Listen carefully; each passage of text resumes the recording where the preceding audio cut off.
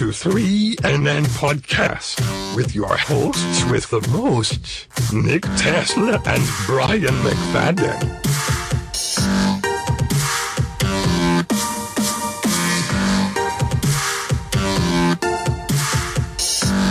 Welcome, everybody, to 3 and Then Podcast, episode 24. We got a special episode for you today. My name is Nick Tesla. His name is Brian McFadden. And we're here to crack your head wide open like an egg on a Saturday morning. That means we're going to make you think a little. Just a little bit. Just a little bit. Not I think too today's much. show requires a little bit of thought on their part. I'm getting hungry, man. I'm getting hungry like to snack on something, and you know what? Is that what you're thinking? I ain't got no fucking snacks. You have cat treats. Have you ever seen those videos online of people eating cat treats and people eating cat food? No. You never seen the one like? That's not generally the kind of videos I look for. There's an extremely obese lady. A video of this extremely obese lady online, right? And this chick is watching her cat. She pours out some food for her cat, right? And then watches her cat eating it. And then after about 10, 15 seconds, pushes the cat out the way and starts digging into it, or like face first, all up in it, starts eating the cat food. It's pretty disgusting. Wow. And she's like, it's so good. Oh, yeah, it's so good. Oh, Sounds like something out of Idiocracy. Yeah, no, well, we're getting there. Hey, we're getting there, Brian. We're getting closer and closer every day. Hey, there's still hope. That's what I say, is there's still hope for a better day tomorrow. You know, there's always tomorrow. Tomorrow, I love ya. Tomorrow, you're only a day away. Wow. 'Cause you're once, twice, 3 times a lady. I love yeah. All right, that was my little ode to Garden State right there. I need to make a note on something. All right, he's got to make a note. Never let Nick sing again on the show. No, it's something for later in the show. All right, well, I was going to touch on this real quick, and then we have a very important, very big topic to touch on. Before we transition completely out of current events and stuff, there's a current event that we definitely want to touch on. Anybody out there, check out 3 Minutes to Doom. We started doing a new show called 3 Minutes to Doom, talking about how... yesterday? Yeah. Yes, did air yesterday, Wednesdays, so check it out. Wednesdays, 3 Minutes to Doom. We talk about how the world is going to hell in a handbasket. You know, it's kind of it's not, but we try and keep it on a positive note. We try and keep everything positive when it comes to how we talk about things. But shit's fucked up. So please check out 3 Minutes to Doom. But one thing we wanted to talk about on 3 Minutes to Doom, the premiere episode of 3 Minutes to Doom, and we didn't get a chance to because it was just that good and that chock full of brain farts from Nick and information from Brian. And we weren't able to get to it. So we're going to touch on it on this show because we're not fully transitioned out yet, so we have permission to. The producers, yes, the producers have said, hold on. Yeah? Oh, yeah? Now I'm acting like we have a producer over there. There's nobody over there. All right, the producers have said, right? Hold on, right? Yeah, you can't really tell anybody about it. Anyway, the producers have said that we're allowed to cover this topic today. I think it's going to be a hard hitting show. So I think we should really get into it. But I want to touch on one thing remember first. Remember to think. Put your thinking caps on. Well, this is I think we got to warm people up here. We got to warm up their. If you want to call it their thinking cap, that's fine. But we got to warm up people's jugular, get them ready for how expanded their mind is going to feel by the end of this. How much their brain is going to hurt before it's all over. You know, before the latest thing. All right, Facebook's 10-year plan to become the Matrix. All right, we're going to touch on this real quick. Hopefully, it'll only take 5-10 minutes at tops, and then we got the rest of the show to cover. The Jazzy Jade Helm's 15. You know what I'm saying? I can't get the name right. I couldn't get the name right yesterday for yesterday's show, and I can't get the name right today. Operation Jade Helm 15. Jade Helm 15. It's right. That's what you call a chick's birthday right before it's Sweet 16. Is her Jade Helm 15? Right. Well, that's going to become a thing. That would be funny. I'm making that a thing. It's now. Well, we need a 15. So, it's officially okay. Well, we need a 14-year-old who's about to turn 15, so we can start this. I don't feel like looking for a 14. I don't either. I don't so want to get into that trouble. Anybody who's about to turn 15. You ever think you about want to that? call in and we'll wish you a happy Jade Helm 15. Do you ever think about... I thought about this when I first woke up, and I quickly realized it's like, one, parents won't allow it, and two, the kids aren't really... I don't want to say that interested, but it's like... It's almost too much for them. It's too big for them. They want their innocent world. They want to keep their innocent world, and you can tell that when you talk to them. But if you ever try and talk to a kid about some of the issues in the world and some of not just politics, not just the police state or the military industrial complex, not even that, about any of the real deep issues and topics that we get into, you can't talk to a 13, 14-year-old. But it's not even it's not experience. You can talk, but the thing is, I bet you could talk to a little nerdy kid about that. That little kid who's got the 3-foot wide backpack that comes off his back, 3 feet off his back. At the library every day. Yeah, leaning forward, look like he's walking into the wind because his backpack's so heavy. Yeah, that kid. Anyway, he used to have glasses, but most of those kids got contacts now. But you could still tell when they're nerdy. But you know what? Those are the kids that are going to change our planet. You know, I think, I don't know about you, but I was a badass kid in school. I got into a lot of trouble, got suspended a lot and stuff. I might be the exception of somebody who truly cared after the fact. You know what I'm saying? And maybe you are too. I don't know how you were in school, but if somebody knew me now, somebody who knows me now and knows me from when I was in school knows I'm a completely different person, personality-wise, and what my interests are, and what my intelligence and education level. Would you now have been able to talk to you then about the stuff you know now? I think about that on a daily basis. I think about that because that's a completely that's a completely different person. Every 5 to 7 years, every cell in your body replaces itself. Yes, the memories are there, but that's a completely different person kind of in my mind. Not just, I've changed since then. It's a completely different person because I got to think of all of the aspects of my world at that time.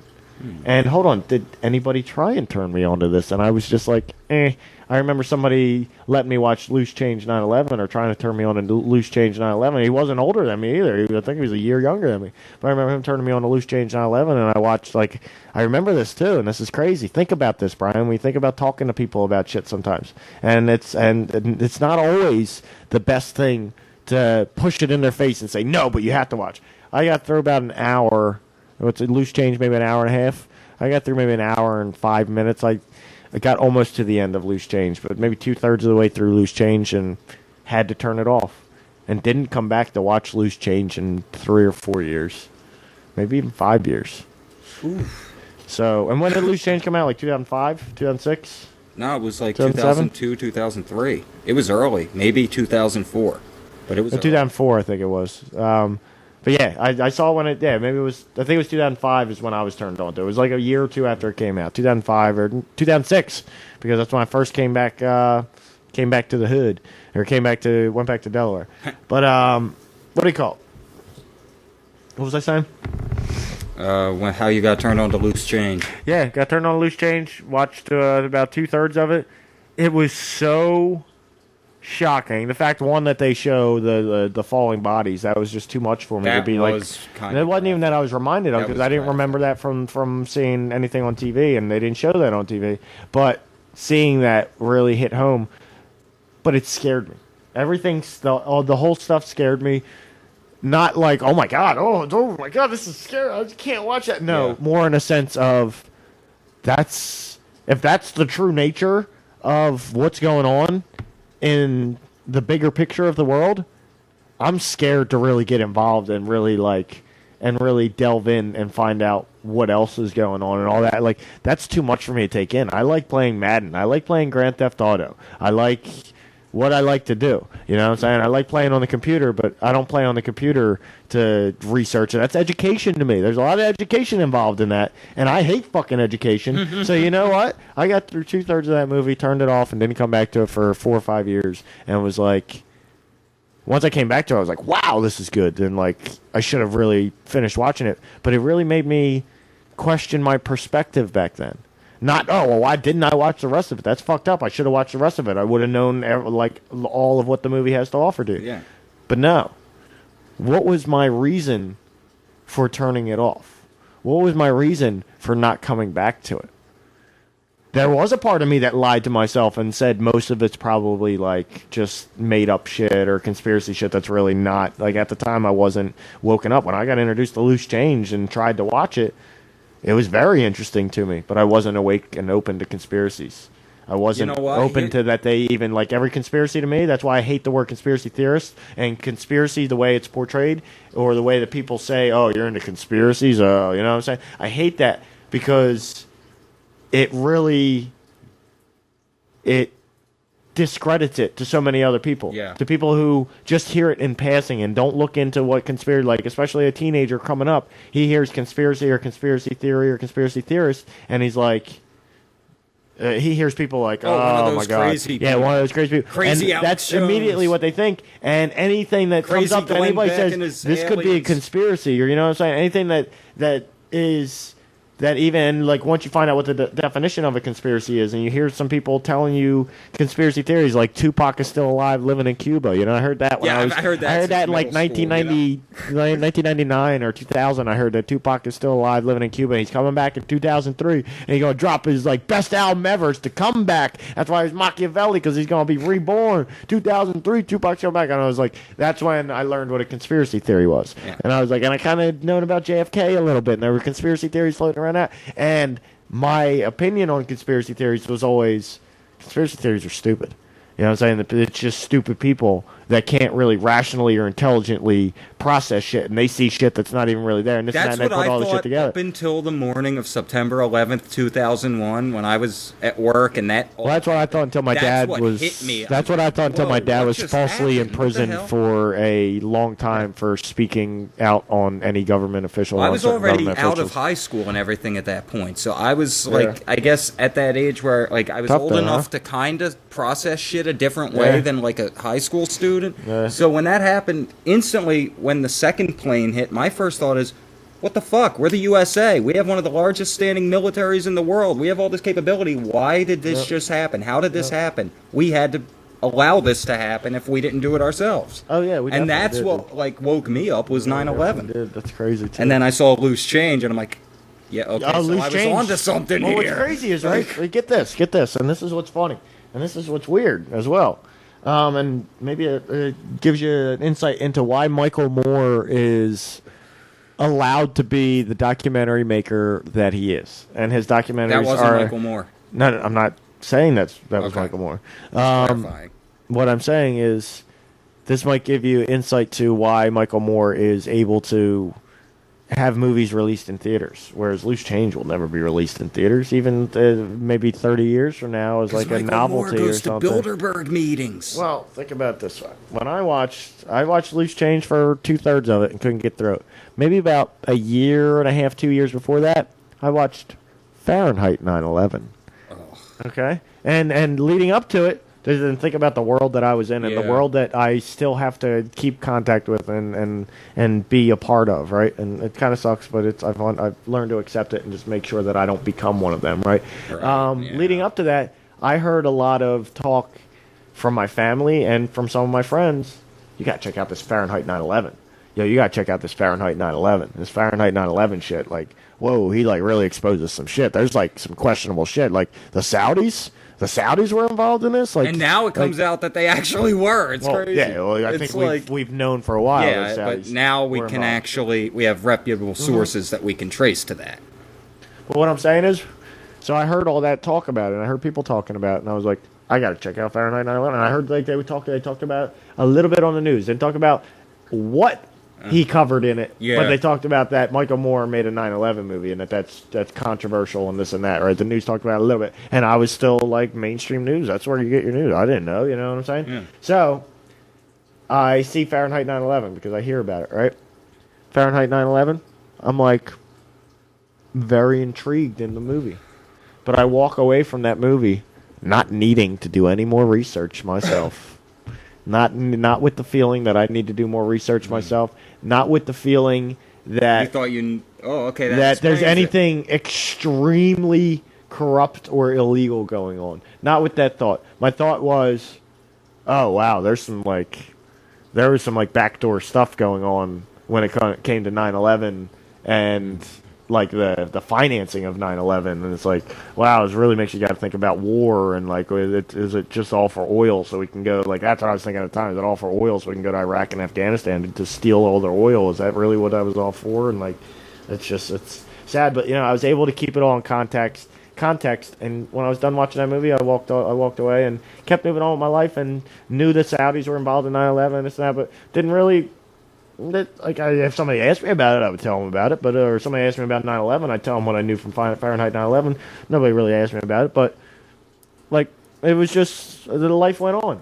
I had no interest in finding out truth. Loose Change, on the other hand, was groundbreaking to my psyche, and I was like, got through 2/3 of it, and was like, I'm not going. If I watch the rest of this, I'm not going to be able to just keep going with my life and everything's good. No unanswered questions. No shit I gotta look into. No, like, this is too crazy to even be true, and oh my god, it is true. Loose Change, I couldn't. I was realizing it as I was watching it. It was like, this shit is so batshit crazy that if it's true, I'm gonna need to look it up if it's true, and if it's true, my whole idea of the world has just been turned upside down, and like that's literally what happened. But like, also you got to think about what I was thinking about. Like, that's going to take a lot of studying, or a lot of like looking into things, and maybe like if there's really a conspiracy, all that kind of stuff is out there, and a lot of these conspiracies could be true. Well, if some of these conspiracies or some of the conspiracies out there are true, then like they're out to get me. So in all reality, if I don't want to be one of the people they're out to get, or I want to have the least likely chance that I'm one of the people they're out to get, I don't want to be one of the people who's interested in the bad stuff that they're doing. Just, you know what I'm saying? It's like, I'll turn my head and look away while you guys do that shit, because I don't want to be fucking responsible. I don't want to be a witness to what you guys are doing. You know what I'm saying? It was like, there were so many intriguing thoughts that ran through my head and influenced my decision to turn it off and not go back to it or have any interest in watching it. It was just too big. It was too much to really accept the real truth of what's going on, because we're painted this picture of this is how the world works, and in history class and not political science, whatever like that. We're painted a picture of this is how it works. And right after 9/11, I read War is a Racket, and I instantly questioned everything I knew from school. Like, wait a second. Do you want to know something? Do you want to know something? And I don't know how we push for this. Anybody listening to this, if you have a way of pushing this, let's do it. Let's fucking find a way to do it.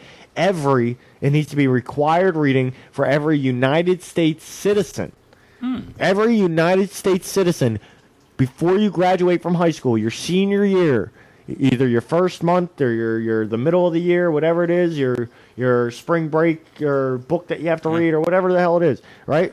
Or maybe even your summer break, the book you have to read, and it needs to be discussed in class like for at least a day. War is a Racket. Every high school senior. And it's not that long. It's only like 22 pages. It's 12 pages long. 12 pages. There you go. 12 pages long. And it'll explain in detail how the world works, how our financial system controls us. Exactly. 22 pages can be covered in literally a half an hour by a teacher, and then he can spend another 15 minutes talking about it. Or if it's a different kind of setup, you can have like there's some periods, I don't know, like a lot of schools have different setups, but some classes are 4 hours long. You can spend a good couple hours talking about the book that you guys just read. You know what I'm saying? Have different people read the book, have people give their opinions, have people ask questions, you know what I'm saying? Like, and actually give people the truth about the fight. And hey, if things were wide open, if we were told the truth about stuff, I would honestly, I don't want to say have no problem, but I would have less of a problem with corrupt bankers, with people who are just about money and greed and lust and gluttony. I would have less of a problem with those people, because they know from the get-go that that's what it is. You know what I'm saying? Like, we all know from the get-go that's what it is. So they know that everybody else can see that that's what they are. Yeah. Whereas right now, not everybody knows what this is. So when they figure out that they can do that, they figure out that they can play the system or play the game and become successful and make a lot of money doing it. Who cares about other people? It's hard for other people to see that. You'll have activists, you'll have people who do see it, but for the most part, you're going to be able to get by, and nobody's going to expose you for that shit. You know what I'm saying? Makes sense. All right, I don't know, Brian. We got to move on. Facebook's 10-year plan to become the Matrix. This was the thing, and then we're going to move on to Jade Supreme. 15. I know, I can't get it right. Maybe by the end of the show, I'll get it right. Facebook's 10-year plan to become the Matrix. Facebook doesn't want to live in your analog world. It wants you to move farther into its digital one. Yep. And remember what I said. I said on last show or the show before it, I think it was last show, Facebook in 5 years will be an antiquated system for us old people. People in 5 years, 30 years and up. So people who are 25 now are still going to have their Facebook. People who are 24 and younger might not have their Facebook anymore. You know?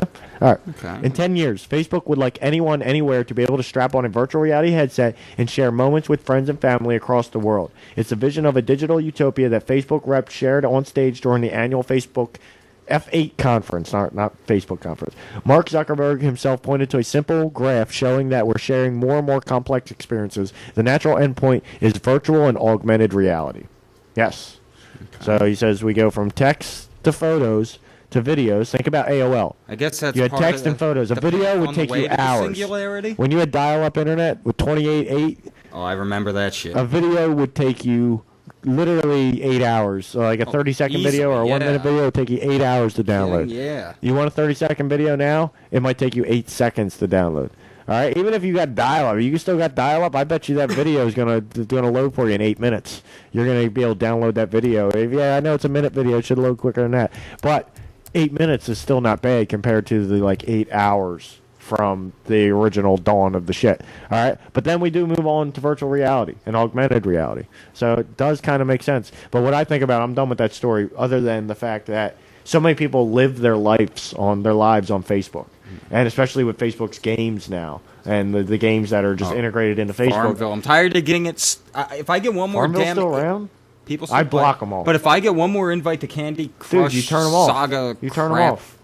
If on the right-hand side, when you're looking at your notifications on the computer, I don't know how on your phone, but on the computer, if you look at your notifications on the right-hand side of that notification, if you look over, there's a little X. If you click that X, there's a thing in there that says turn off. And you can turn off all requests from that game that people try to send you. So you can like block people's requests from games, which I've done almost every game, and I'm so happy about it because I hate Facebook games. But people live their lives in Facebook. This actually sounds cool to me, but it almost sounds like, what's the movie? Surrogates. People can get locked, and you're not walking around in the real world connected to, you're not walking around the real world as a robot connected to yourself sitting in your living room with a VR headset on or sitting in a VR chair or some shit.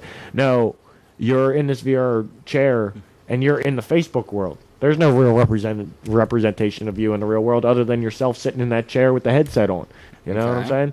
But well, how long, if that actually turns into a thing, with the way that Facebook looks now, okay, let's just say it comes out 5 years from now, a primitive Facebook world where you can go to Facebook, you log into Facebook, and you can log in the virtual reality Facebook, and you're in your world where all your friends are around. You can say, hey, Jim, you know what I'm saying? Or like, I like, what do you call it? Charlie Bates. I'd like to be able to talk to Charlie Bates on Facebook, even though I've had very slight contact with him. I'd like to be able to have a conversation with Charlie Bates on Facebook, right? Well, in that world, Charlie Bates is in my friends list, so I can look through all my friends, or if it's virtual reality, maybe I can just like sort through them. But I can look through all my friends, pick out Charlie Bates, and say, "Yo, Charlie, yo, what's going on, dude? Yo, yeah, you got time to talk? You got a couple minutes?" You know what I'm saying? And you're there, and you're looking at them. You know what I'm saying? You're looking at the 3D representation, kind of like the Matrix and the Construct. You're looking at the 3D, the digital representation of his physical self or whatever, right? All right, so or the Facebook representation of his digital self, which would be just taken from pictures of you, so it would look exactly like you. All right. Or you could choose different like hairstyles that you've had and this and that. I just want to update the people that are watching while we're going about our show.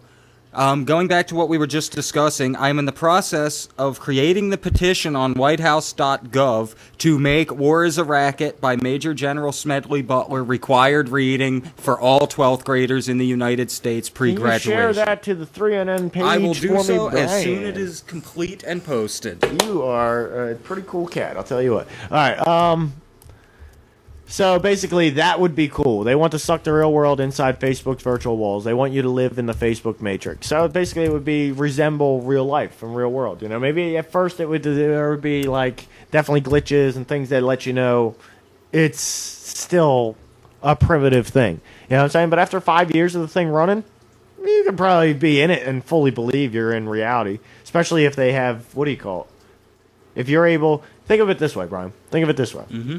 and this is scary because this goes back to singularity and what we were touching on last week. When it comes to virtual reality, do you think one of the possible next steps for virtual reality, right, within the next 5 to 10 years, is a chip implanted onto your spinal cord that intercepts your nerve communications? So intercept your nerve communications. You know how you can block pain now? You can get the icy hot things and shit like that, the block pain, the electronic things that block pain. Well, apparently they do work. And the way that they work is they block the pain signal coming up your spine. You know what I'm saying? They stop that pain signal coming up your spine. It's not able to reach your brain, so therefore you don't feel that pain signal. Pretty crazy, right? But so right now we're able to very slightly affect signals to the brain from the body. All right? We're able to give somebody a prosthetic arm and already program it. Maybe it wouldn't be on your spinal cord. Maybe it would be on the back of your brain or something like that. But, like the Matrix, it was the back of your brain. But we've already been able to give somebody a prosthetic arm and have it connected to their brain. So when they think I'm moving my left arm, that prosthetic arm moves. It moves like their real arm. It might not have the fluidity of a real arm because it's still prosthetic and it's still electronic and analog. You know, we're analog, but still. You know what I'm saying? It's still like a machine. But it's very close to an arm, and it moves when they think they want it to move. Now, what happens when you can get that chip installed, and it's literally like you go to the doctor, or you go to a surgeon or whoever, like there's specialty surgeons that pop up to do this. You go to a surgeon, and it's fucking $3,000 or $2,000 or something. It's expensive, but once you get it, it's like the best shit you could ever have, the best video game experience you could ever have, right? But you get this chip put into the back of your head, and basically it controls when it stops all your impulses, right? It paralyzes you in a sense. Okay. So you're laying in a VR chair, right? And you hit your remote control or whatever, you hit your safety thing for your VR switch, and it throws you on to what do you call it? Paralyzed. Or maybe it would have to be integrated into a game. So unless you're playing a game or unless you're into it, it could not paralyze you, right? It would have to be some shit like that. But this is like thinking like the type of shit that's singularity is bringing about, or what is leading up to singularity, right? Is this thing cuts off all your limbs. You're not able to move your limbs, right? But as the game starts up, and as you become your character, and as you're seeing through your character's eyes, and able to look around and do all this, right? All of a sudden, you start moving your arms. You can move your legs. The signals that your brain was sending to your body have been intercepted by the chip and are being sent to the game as your controller to control your character. And then and especially if like Facebook comes about like that, what happens when you're able to do that? You got that chip, yeah, you can use it for video games and stuff like that, but what if you want to use it for social reasons? You want to have a party. You want to throw a Facebook event. You want to have your own birthday party, invite all your Facebook friends. And you can literally do it over Facebook. Anybody who's got the chip, they can literally be at meet me on Facebook in 10 minutes. It's scary, Brian, but what happens, like surrogates, if I hadn't seen surrogates, I might not even be thinking about it, but surrogates, the scary part is there's already people who spend a lot of their time, most of their time on Facebook. What happens when people are living their lives in Facebook? You know what I'm saying? What happens when people are getting feeding tubes installed and automatic forms of feeding themselves and waste disposal so that they don't ever have to come out of it? You know what I'm saying?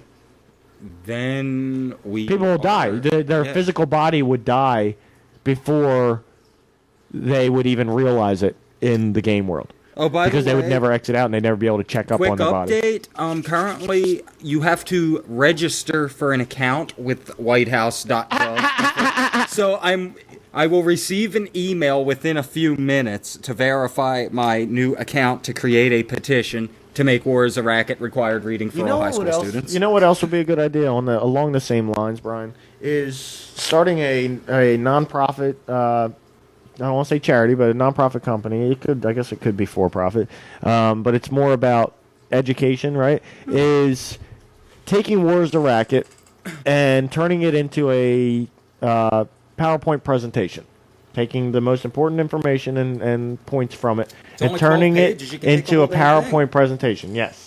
Then buying online. The first 2 pages are Smedley Butler's credentials. Yeah.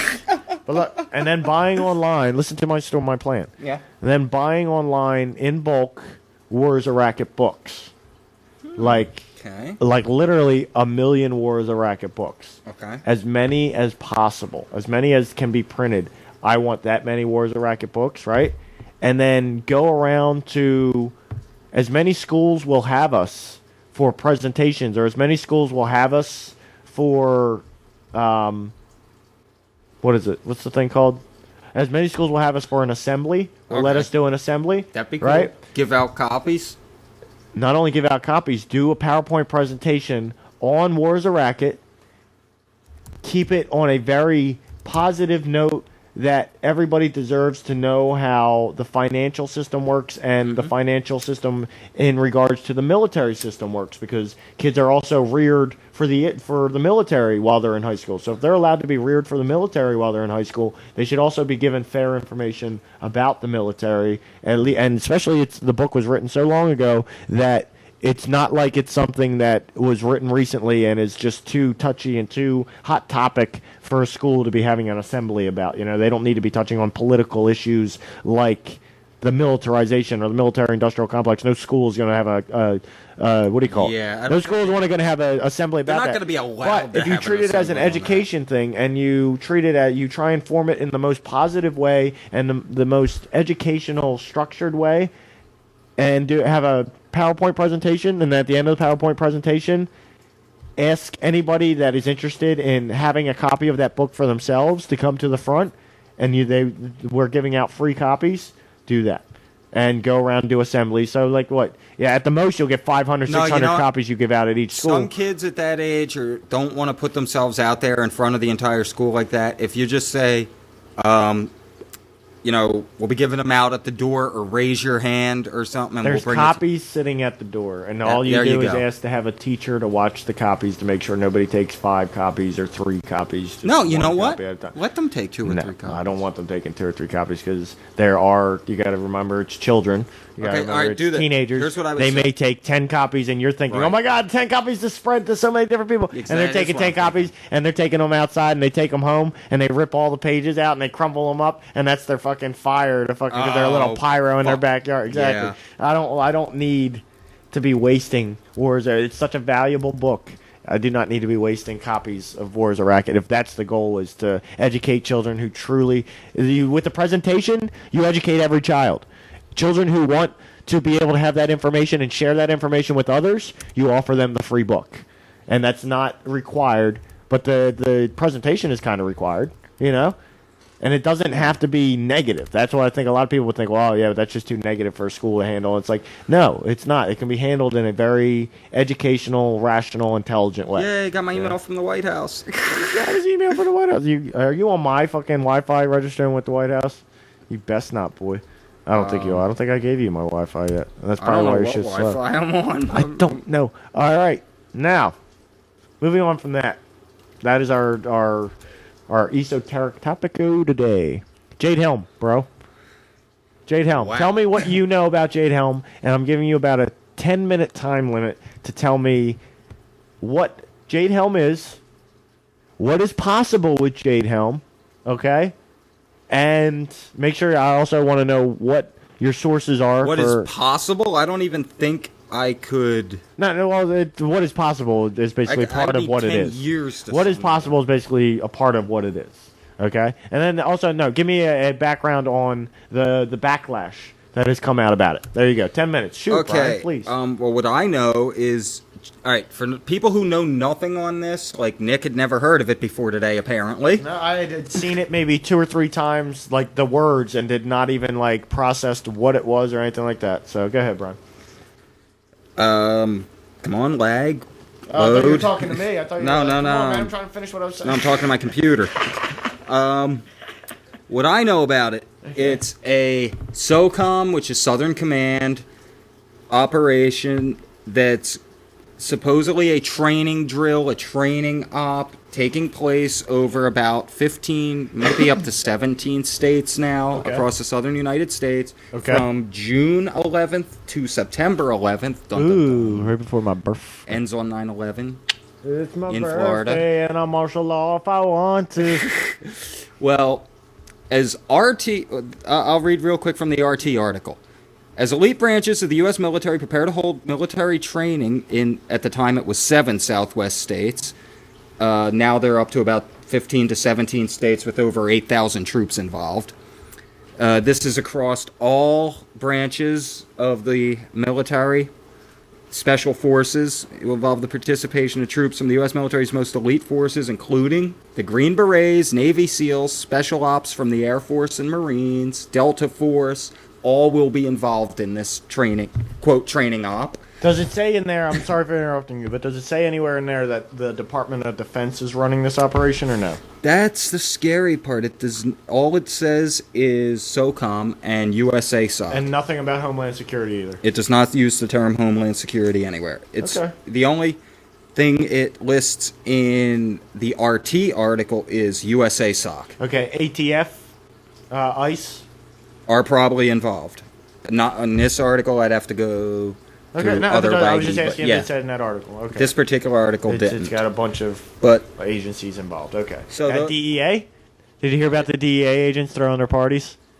I heard something. DEA and Secret Service got to get together and throw one hell of a shindig. I'll tell you what. They got to do that one day. All right, go ahead. Well, anyway, that was from RT Network. Okay. And the title to that was March to Martial Law, Undercover Military Op in America.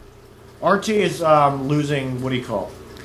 Well, let's go to the Daily Mail out of the Daily Mail out of the UK. They canceled breaking the set. Daily Mail is very well known for presenting all possible sides to the story. They are not biased usually. No, they're very not. open. No, they're not the Guardian, but they're definitely not beforeitsnews.com. You know? Yeah. Well, the article we got here from I believe it's the one that you have that you can pull up on here too if you'd like to see it. I know we don't have video right now, so nobody else. Jade Helm to train elite forces from Fox 29, Fox San Antonio. No, it was the Daily Mail article you had open. Had open and closed, I bet you. Might have. Daily Special Mail. Forces. Oh, here it is. Fears of martial law, special ops set to swarm. Special forces set to swarm southwest and operate undetected among civilians in massive military exercise. And the 3 bullet points under that title. Operation Jade Helm will see 12,000. Again, it's now up to like 8,000. This was published on the 26th. Okay. Including Green Berets and SEAL Special Forces in July. Soldiers armed with blank rounds will operate in and around Texas, New Mexico, Arizona, California, Nevada, Utah, and Colorado for 8 weeks. And the so-called realistic military training has some residents fearful the drill is preparation for martial law. You did not fucking tell me, Brian. Pardon my French.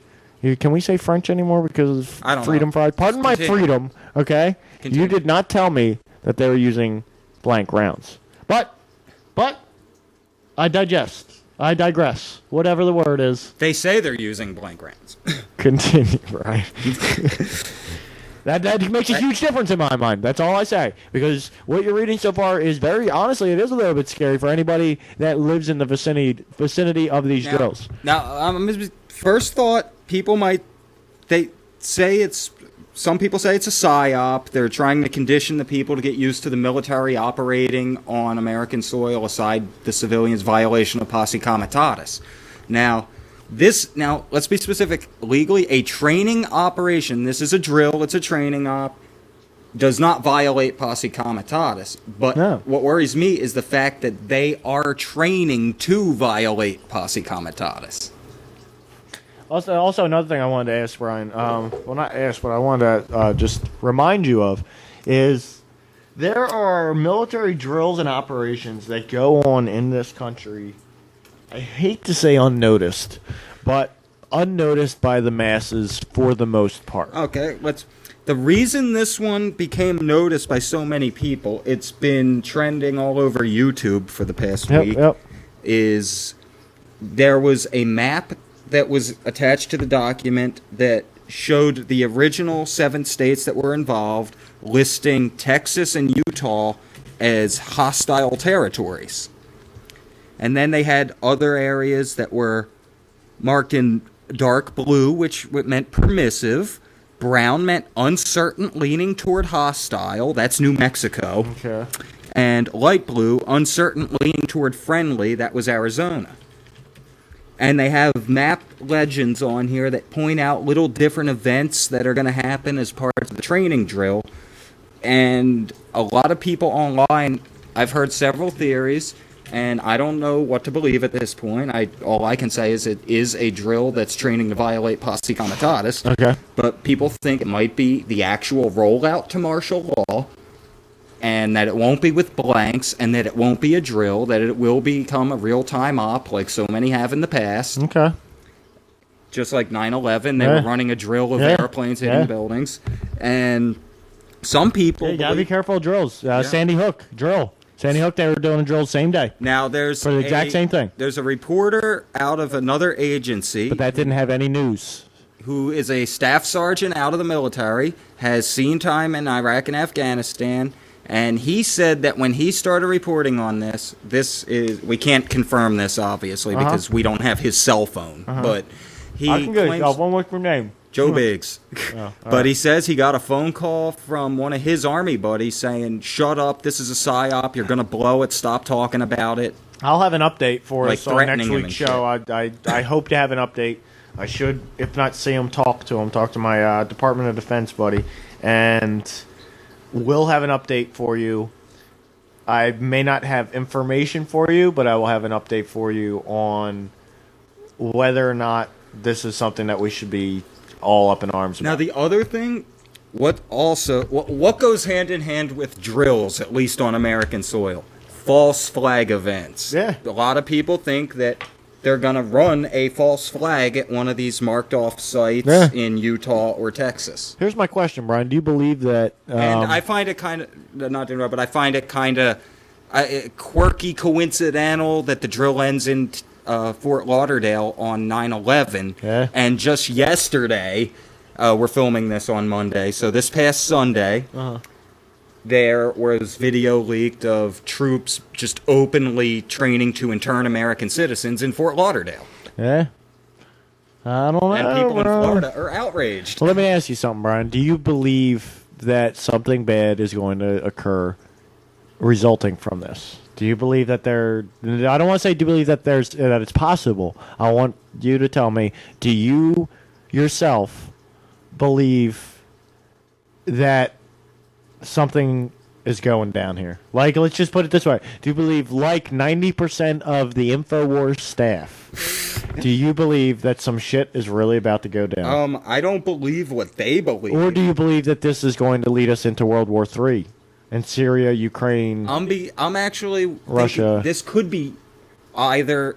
I think this could either be training for the quote-unquote martial law FEMA camps, blah, blah, blah, that everyone's been going on about for 20 years. This could be a rollout or a training for that or conditioning for that. Or if it's legit, maybe it's legit training. Maybe they don't have anything fishy going on. There's a lot of fishy shit about it, but maybe it's all legit and we're just reading too much into it.